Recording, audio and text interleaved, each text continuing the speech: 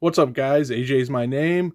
Swipside's my game, and my dad jokes are lame. And I'm here with my co-host Carl to take a look at the Spider-Man Marvel Legends Retro Wave Shocker figure, a character that was on my wish list, I believe.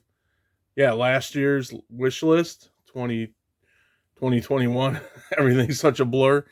And I was excited when they announced the next retro line figures coming to us, and I was super excited when Shocker made the list because he was a much needed character for my collection. So here he is, and I'm excited to take a closer look at him.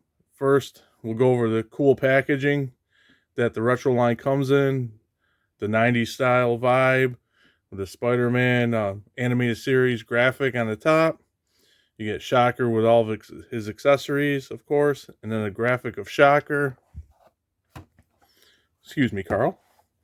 And then you get that graphic on the top here. Same picture of Shocker, little bio. Shows that you can swap his hands out. Other characters in the line. I still have to hunt down Hobgoblin, Symbiote Spider-Man, and Hammerhead, and I have been on the hunt for those. But yeah, as I always say, awesome packaging, but I am an out-of-box collector, so I'm going to rip it apart. Herman out of his packaging, and I think just standing like that, he just has a presence. He just looks really badass, even though overall, he's not that bad of an ass of a villain. I've just always liked him, but he usually gets his ass kicked, so not a badass, but he is one of my favorite Spider-Man villains.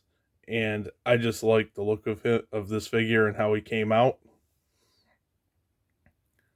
I just like how the white of the eyes breaks up the, I don't know, it's like yellowish. It's not even really, well, maybe an off yellow, I don't know, in the brown. This color almost gives it kind of a dirtiness without any extra paint apps, really. It just does a good job of making it look a little grungier, mixed with the brown. The brown in the costume is textured. Of course, you get this crisscross diamond quilt pattern. Some more texture on the head. The belt comes around. Yeah, so definitely the Shocker. I don't know, something about that stance. I just like it. And of course, he has his Shocker gauntlets. And then some more silver around the boots. Yeah, such a simple, well, it's a simple costume mixed up with the diamond pattern. I will say that I have seen videos where people think that this is a little too plain, and they went ahead in with I think a Gundam marker or something like that, and filled in the diamond in the lines, the diamond pattern, and it does look cool.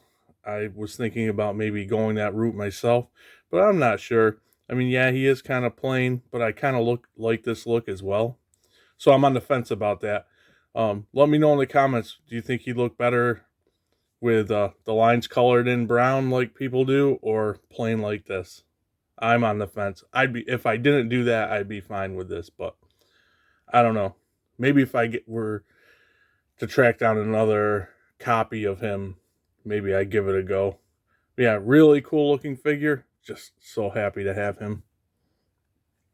Accessory wise, he comes with these whatever effects. Marvel Legends has them all the time for different characters. This time I suppose it'd be his Shocker effects, so that's pretty cool. And then he has a pair of swappable, well, it's not even just hands, it's like forearm kind of, but so he can have open hands instead of the fists. And one thing that is curious is there's no wrist hinge, or yeah, just a hinge. No wrist hinge on these, and the same with the fisted hands. Articulation wise, speaking of wrist hinges, he does articulate pretty nicely. You get side to side, look up, look down. Wish there was some tilt in the head, but there isn't. Arms, of course, bicep, all around, all that jazz. Double jointed elbows that are pinless, go that far. He does have a swivel at the, I think, just underneath this gauntlet piece. Ugh, stuck. And he does have a crunch. Crunches really nicely. Arcs back super far. He has a nice waist swivel. That's, the cut is actually hidden right under the belt. It's right at the bottom of the line, so that's cool. Kicks up, kicks back a little. Thigh swivel. Kicks out really pretty good. I almost said really far, but no, really nice though. And then you got a boot swivel hidden just under here, or the top of the boot, the metal part. And you got ankle back, ankle forward, of course the pivot. Oh yeah, and the double jointed knees. Mine are tight, go about that far. Pinless as well. So yeah, it is kind of a bummer he doesn't have a wrist hinge, but I can see why, because of this big gauntlet piece. It'd be a pain to do that. So that doesn't bother me at all, really. It's just something that I noticed right away, which I thought was weird because you don't get that from Marvel Legends mostly. Most of the time. I think this is the only one I came across with no wrist hinge, but totally fine. And I'll say it again, there's something about, I don't know what it is, but he just has a presence to him. And he looks way more formidable than he usually proves to be to Spider-Man. But yeah, I just love just standing there like that with his arms out a little bit, head turn. Just looks really cool to me. He is next to the Marvel Legends Spider-Man Retro Wave Sandman. I think they look awesome together too. Sandman's kind of a pain to stand with his heavy sand accessories. That's why I've got him in a kind of an awkward pose, trying to get him so he actually stand up to do the comparison. So if you couldn't tell by now, the bottom line for me is that I really love the Shocker figure. Super excited to have him in my collection. Like I mentioned earlier, he was on my wish list for figures to come out in Marvel Legends or re-release or whatever you want to call it, because I didn't have him in my collection. So super excited I have him now. I just think he looks fantastic. He cuts a nice presence. I've said that a couple times.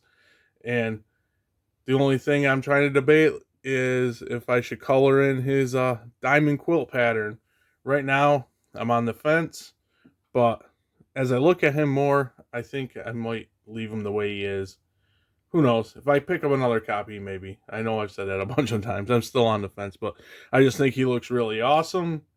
I mean, we do get the swappable forearms / hands, which are pretty cool. And that adds to what you can do with him. As you can see here, I have an open hand projecting his powers with the closed fist here. I just really basic poses, but I think he pulls it off. He looks just cool in kind of basic poses. I can't say enough about this figure. Probably gushing over him way more than I should, but I just can't help it. He's always been one of my favorite characters ever since I was a little kid. So really happy to have him. So I guess I would rate him, and Carl would rate him as SWIP tested, Carl approved. And with that being said, I think that'll about wrap things up. Comment to let me know what you guys think. And while you're at it, please consider subscribing. Almost at that 100 mark. Hit that like button, whip that notification bell, and I will catch you guys soon right back here on the Thwip side. Thanks for watching, and later.